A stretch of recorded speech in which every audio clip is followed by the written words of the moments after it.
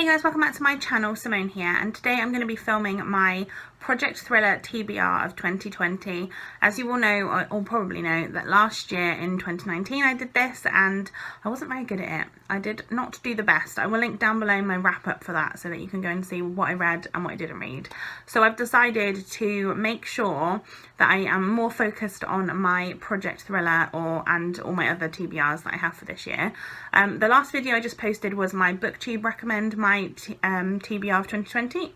So I can link that down below and you can go and check that out because I really loved that, and there was a surprise guest which I was very excited about. But yeah, let's get started with all of the Project Thriller. So this is going to be basically thriller, mystery, horror, that kind of thing. It's all linked in. I don't actually know how many of each I've got of those, but it's kind of anything in that realm that I really want to read this year, and I've prioritised these particular ones because either I've had them on my shelf for ages or I just really want to read them. So yeah, let's get started and see what I've got. So the first book is massive, but it is Lethal White by Robert Galbraith, which is book 4 in the Cormoran Strike series. I've read all of the other 3 and I bought this one last year. I bought this like brand new, which I never normally do with books, but this one has really intrigued me because I loved the others so much. It is 750 pages long, which is a big book. But you know what? I'm excited for it. I absolutely love all of the characters in these. If you don't know, this basically, this series in general, not this one because I don't want to spoil anything, but the first 3 especially have followed Cormoran Strike and his partner Robin Ellicott, who are basically like running a private investigation firm, and I just love it. I absolutely love this. I cannot wait to read it. If you didn't know, Robert Galbraith is J.K. Rowling's pen name, and I just love this series. So yeah, I cannot wait to continue on with the next installment. Next up, we have a book that I've seen mentioned a few times on BookTube, but I haven't actually read myself. My dad actually read this one and they gave it to me, so it's obviously a good one.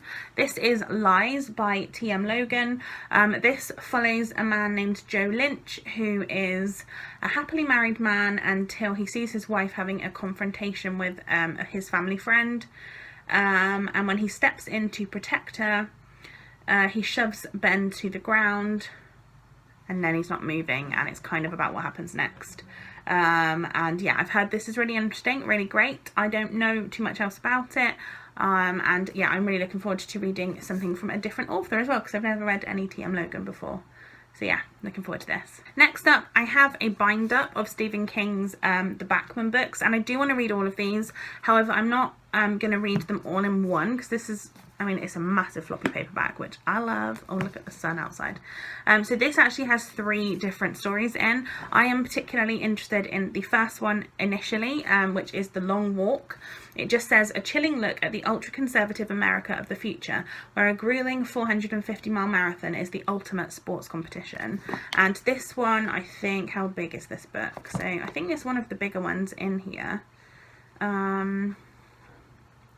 It is 330 pages, so an average size book, especially for Stephen King. I mean, that's kind of a small book for him. So yeah, like I said, I do want to read all of them, but I'm specifically putting The Long Walk by Richard Bachman on this list. Then we have a book I bought in a charity shop last year, and I've been really intrigued about it ever since.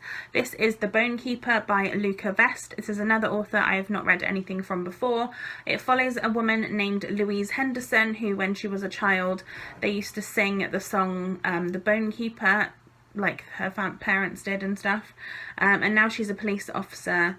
Her job is to catch criminals, and she has to go into the woods where she was bathed. The song says don't go into the woods, basically. And yeah, her childhood memory is about to become a terrifying reality.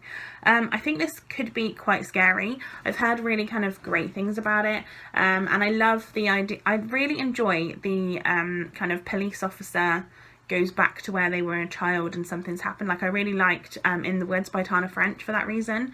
So I feel like this could be really interesting. So if you know any more like that, do let me know. But yeah, this one I am very interested in reading. The next one I have is Deja Dead by Kathy Reichs. I'll put the picture on the screen because I actually have this on my Kindle.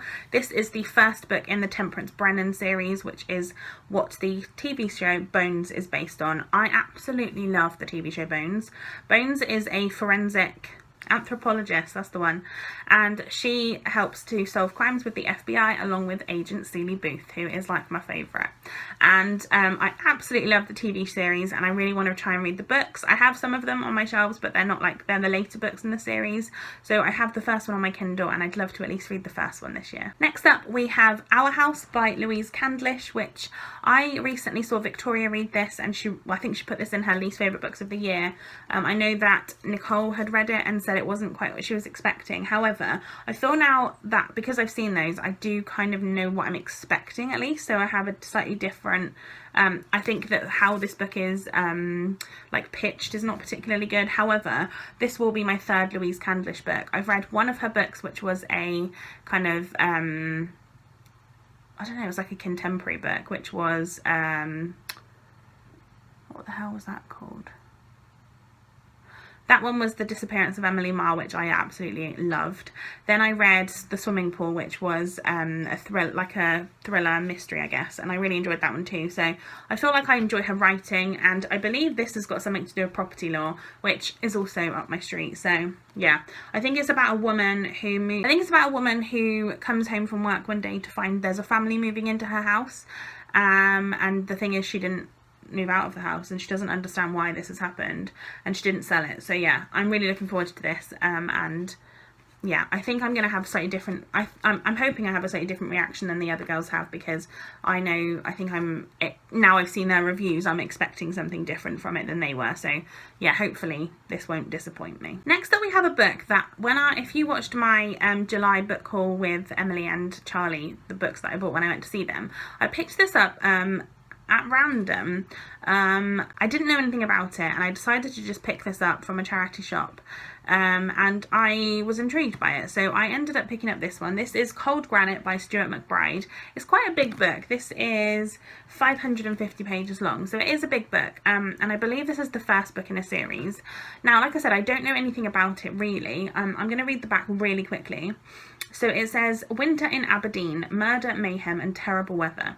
It's DS Logan McRae's first day back on the job after a year off on the sick, and it couldn't get much worse.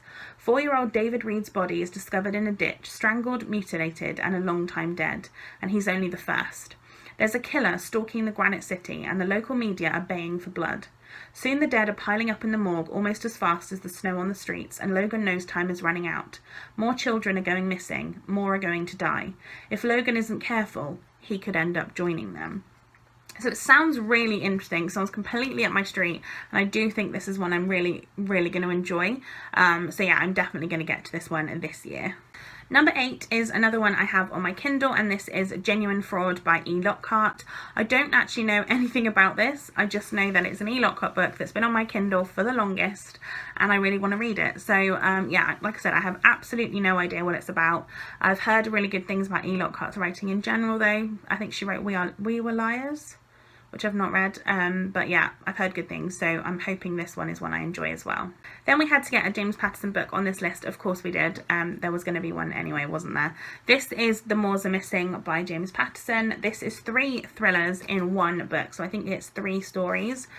So you have, the first one is The Moors Are Missing. That one is written with Lauren D. Esselman, so it's a joint one. And this says, the Moore family just vanished from their home without telling a soul. A last-minute vacation, a kidnapping, a run for their lives. You'll never see the truth coming. So that sounds interesting. Then, so I do plan on reading all 3 of these together, unlike the Richard Bachman ones, because I think that one, they are kind of separate stories. They're just put together, whereas this is meant to be kind of read as a, like, they're short stories, I guess. So the next one is The Housewife, and that is written with Sam Hawken. That says, Maggie Denning is a former chief detective adjusting to a quiet life in the suburbs with her family. But when the woman next door is found brutally murdered, Maggie starts investigating. Everyone's a suspect, even her own husband. That sounds amazing. And then the final one is Absolute Zero, written with Ed Chatterton, and this says, they slaughtered his friends and framed him for murder. Now Special Forces vet Cody Thurston is a fugitive who will stop at nothing to complete one last mission, revenge. So yeah, that's probably the one I'm least interested in the whole collection, but I think it's also one of the shorter ones. So Absolute Zero, that's the split. So the middle one is definitely the shorter one. But yeah, no, I'm really interested in this. I really like James Patterson. I've read a few of his bookshots, but I feel like these are a little bit longer than the bookshot, so it's kind of like an in-between between the really short stories and his normal novels. So yeah, can't wait to read this one. I think it's going to be a great one. Then of course it wouldn't be a project thriller video or a thriller video in general for me if I didn't include the wonderful Patricia Cornwell, who is probably my favourite author, and I've decided to continue on, as I have been for a long time now, with the Kay Scarpetta series. So I've now read the first, I think, 3. So this is book 4. This is Cruel and Unusual by Patricia Cornwell, like I said. This is book 4 in the Kay Scarpetta series. I don't want to say too much about this, but Kay Scarpetta, if you didn't know, Dr. Kay Scarpetta is a forensic pathologist who does autopsies, and she basically solves crimes, and I absolutely love her. I think she's really well written, and I love it. So yeah, this is book 4, and I hope to get more of them read this year, but at least this one needs to be read. Then the penultimate one is one I'm really excited about. This one is The Survivors Club by Lisa Gardner. I think I've mentioned this on a few TBRs and I still haven't read it, so I do really want to get to this one. This excuse me.